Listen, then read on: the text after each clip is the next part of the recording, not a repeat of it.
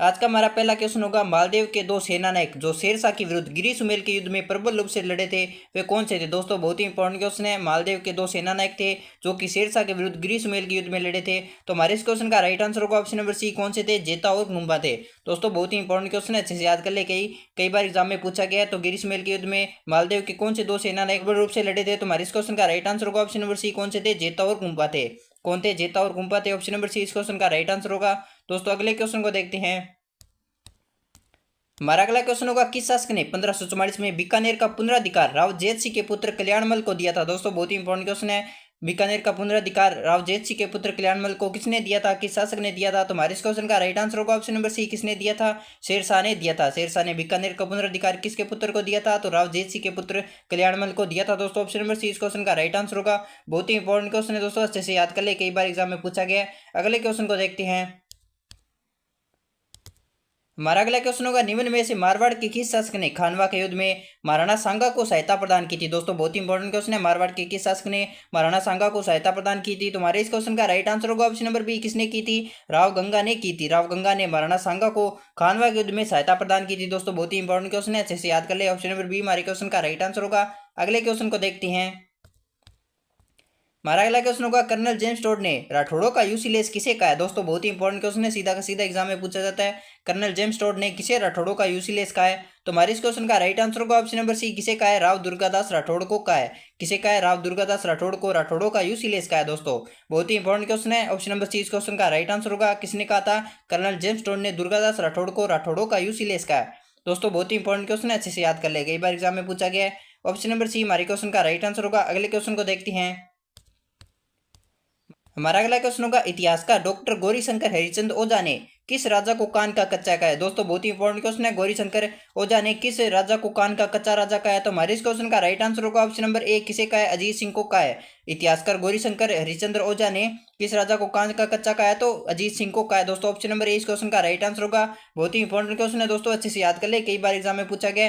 कान का कच्चा राजा किसको कहा जाता है, तो अजीत सिंह को कहा जाता है। ऑप्शन नंबर ए हमारे क्वेश्चन का राइट आंसर होगा, अच्छे से याद कर ले। और किसने कहा था, हरिचंद ओझा ने कहा था। ऑप्शन नंबर ए इस क्वेश्चन का राइट आंसर होगा। अगले क्वेश्चन को देखते हैं। हमारा अगला क्वेश्चन होगा, बीकानेर शासक करण सिंह किसके समकालीन थे। बीकानेर के शासक करण सिंह किसके समकालीन थे। तो हमारे इस क्वेश्चन का राइट आंसर होगा ऑप्शन नंबर बी, किसके थे, शाहजहां और औरंगजेब के समकालीन थे। बीकानेर के शासक करण सिंह किसके समकालीन थे, तो शाहजहां और औरंगजेब के समकालीन थे। ऑप्शन नंबर बी इस क्वेश्चन का राइट आंसर होगा। दोस्तों अगले क्वेश्चन के बारे में बात करते हैं। हमारा अगला क्वेश्चन होगा, मुगल बादशाह अपनी विजयों में से आधी के लिए राठौड़ों की 1 लाख तलवारों के एहसानमंद थे, यह कथन किसका है। दोस्तों बहुत ही इंपॉर्टेंट क्वेश्चन है। हमारा क्वेश्चन होगा, मुगल बादशाह अपनी विजयों में से आधी के लिए राठौड़ों की 1 लाख तलवारों के एहसानमंद है, तो यह कथन किसका है। तो हमारे इस क्वेश्चन का राइट आंसर होगा ऑप्शन नंबर बी, किसका है, तो कर्नल जेम्स टोड का है। यह कथन किसका है, कर्नल जेम्स टोड का है। दोस्तों ऑप्शन नंबर बी हमारे क्वेश्चन का राइट आंसर होगा, अच्छे से याद कर लें, कई बार एग्जाम में पूछा गया। अगले क्वेश्चन के बारे में बात करते हैं। हमारा अगला क्वेश्चन होगा, मुगल सम्राट जहांगीर ने दलथमन की उपाधि किसे प्रदान की थी। दोस्तों बहुत ही इंपॉर्टेंट क्वेश्चन है, अच्छे से याद कर लें। मुगल सम्राट जहांगीर ने दलथमन की उपाधि किस शासक को प्रदान की थी। तो हमारे इस क्वेश्चन का राइट आंसर होगा ऑप्शन नंबर सी, किसे प्रदान की थी, गज सिंह को प्रदान की थी। जहांगीर ने दलथमन की उपाधि किसे प्रदान की थी, तो गज सिंह को प्रदान की थी। जहांगीर ने दलथमन की उपाधि गज सिंह को प्रदान किया। दोस्तों बहुत ही इंपॉर्टेंट क्वेश्चन है, ऑप्शन नंबर सी इस क्वेश्चन का राइट आंसर होगा, अच्छे से याद कर ले। अगले क्वेश्चन को देखते हैं। हमारा अगला क्वेश्चन होगा, बीकानेर के राय सिंह ने किन दो मुगल बादशाहों की सेवा की है। बीकानेर के राय सिंह ने किन दो मुगल बादशाहों की सेवा की है। तो हमारे इस क्वेश्चन का राइट आंसर होगा ऑप्शन नंबर ए, किस किस की सेवा की है, तो अकबर और जहांगीर की सेवा की है। ऑप्शन नंबर ए हमारे क्वेश्चन का राइट आंसर होगा। बीकानेर के शासक राय सिंह ने किन दो मुगल बादशाहों की सेवा की है, तो अकबर और जहांगीर की है। ऑप्शन नंबर ए हमारे क्वेश्चन का राइट आंसर होगा। दोस्तों बहुत ही इंपॉर्टेंट क्वेश्चन है। अगले क्वेश्चन के बारे में बात करते हैं। हमारा अगला क्वेश्चन होगा, किस राजपूत शासक ने मुगलों के विरुद्ध निरंतर स्वतंत्रता का संघर्ष जारी रखा और समर्पण नहीं किया। दोस्तों अच्छे से याद कर ले, बहुत बार एग्जाम में पूछा गया, बहुत ही इंपॉर्टेंट क्वेश्चन है। हमारा क्वेश्चन होगा, किस राजपूत शासक ने मुगलों के विरुद्ध निरंतर स्वतंत्रता का संघर्ष जारी रखा और समर्पण नहीं किया। तो हमारे इस क्वेश्चन का राइट आंसर होगा ऑप्शन नंबर सी, किसने नहीं किया था, मारवाड़ के राव चंद्रसेन ने नहीं किया था। मारवाड़ के राव चंद्रसेन ने कभी समर्पण नहीं किया था। दोस्तों बहुत ही इंपॉर्टेंट क्वेश्चन है, मुगलों के विरुद्ध निरंतर संघर्ष जारी रखा और कभी समर्पण भी नहीं किया था। किसने नहीं किया था, मारवाड़ के राव चंद्रसेन ने नहीं किया था। ऑप्शन नंबर सी हमारे क्वेश्चन का राइट आंसर होगा। दोस्तों बहुत ही इंपॉर्टेंट क्वेश्चन है, कई बार एग्जाम में पूछा गया है, अच्छे से याद कर लें। अगले क्वेश्चन के बारे में बात करते हैं। हमारा अगला क्वेश्चन होगा, 1572-73 में अकबर ने जोधपुर किसे प्रदान किया था। अकबर ने जोधपुर को किसे सुपुर्द किया? तो हमारे इस क्वेश्चन का राइट आंसर होगा ऑप्शन नंबर ए, किसे किया था? बीकानेर के राय सिंह को किया था। और कब किया था? 1572-73 में अकबर ने जोधपुर को किसे सुपुर्द किया था? तो बीकानेर के राय सिंह को किया था। ऑप्शन नंबर ए हमारे क्वेश्चन का राइट आंसर होगा। दोस्तों कई बार एग्जाम में पूछा गया, अच्छे से याद कर लें। अगले क्वेश्चन के बारे में बात करते हैं। हमारा अगला क्वेश्चन होगा, सुमेल का युद्ध कब लड़ा गया? दोस्तों अच्छे से याद कर लें, सीधा सीधा एग्जाम में पूछा जाता है। सुमेल का युद्ध कब लड़ा गया था? तो हमारे इस क्वेश्चन का राइट आंसर होगा ऑप्शन नंबर ए, कब लड़ा गया था? जनवरी 1544 में लड़ा गया था। सुमेल का युद्ध कब लड़ा गया था? तो जनवरी 1544 को लड़ा गया था। हमारा क्वेश्चन होगा, राठौड़ शब्द निम्न में से बना है जो कि दक्षिण की एक जाति भी है। दोस्तों बहुत ही इंपॉर्टेंट क्वेश्चन है। राठौड़ शब्द निम्न में से बना है जो कि दक्षिण की एक जाति भी है।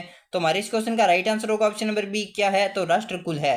राठौड़ शब्द किससे बना है? राष्ट्रकुल से बना है, जो कि दक्षिण की एक जाति भी थी। दोस्तों बहुत ही इंपॉर्टेंट क्वेश्चन है, किससे बना है राठौड़ शब्द? तो राष्ट्रकुल से बना है। ऑप्शन नंबर बी हमारे क्वेश्चन का राइट आंसर होगा। अच्छे से याद कर लें। अगले क्वेश्चन को देखते हैं।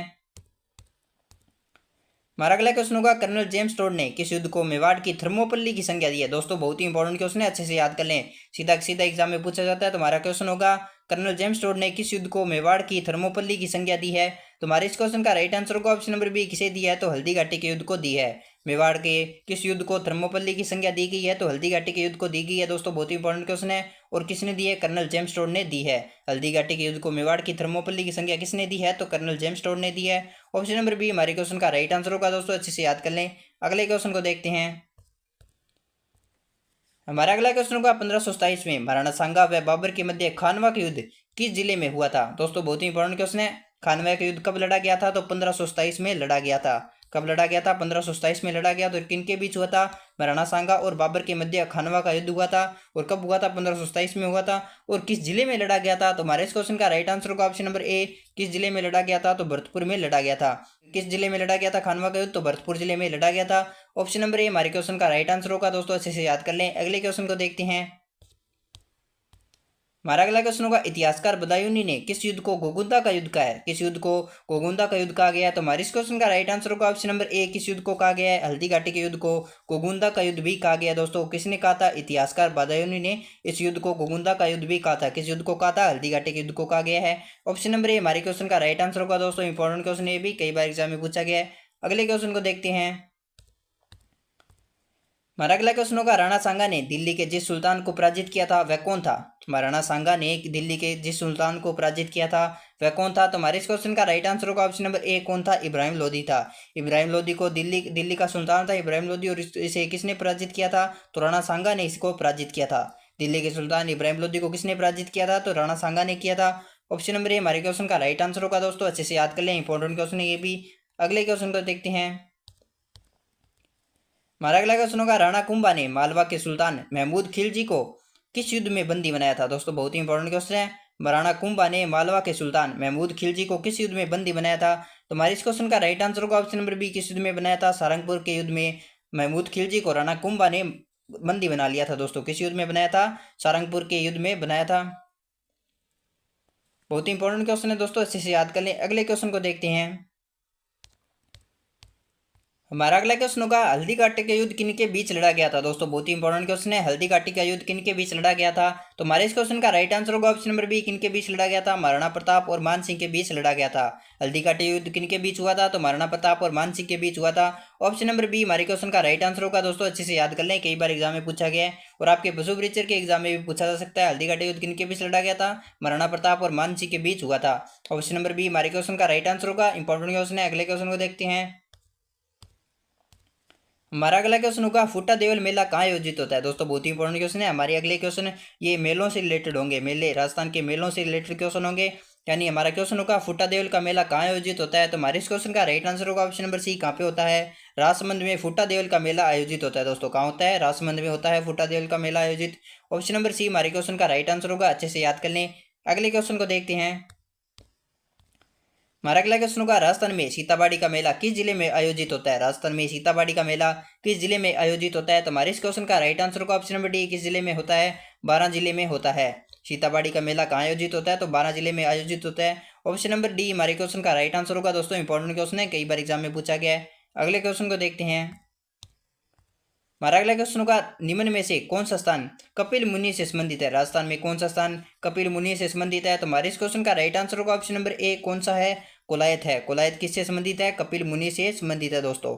इंपॉर्टेंट क्वेश्चन है, अच्छे से याद कर लें। कोलायत किससे संबंधित है? कपिल मुनि से संबंधित है। ऑप्शन नंबर ए हमारे क्वेश्चन का राइट आंसर होगा दोस्तों। इंपॉर्टेंट क्वेश्चन है, कई बार एग्जाम में पूछा गया, अच्छे से याद कर लें। अगले क्वेश्चन को देखते हैं। हमारा अगला क्वेश्चन होगा, निम्नलिखित में से किसे कोल्लू का प्रमुख वार्षिक मेला समर्पित है? इंपॉर्टेंट क्वेश्चन है दोस्तों। कोल्लू कहाँ पे है? फलोदी में है। और फलोदी का मेला यानी कोल्लू फलोदी में मेला किसका वार्षिक मेला भरता है? तो हमारे इस क्वेश्चन का राइट आंसर होगा ऑप्शन नंबर डी, किसका मेला भरता है? पाबूजी का मेला भरता है। कोल्लू में किसका मेला भरता है? पाबूजी का मेला भरता है दोस्तों, अच्छे से याद कर ले।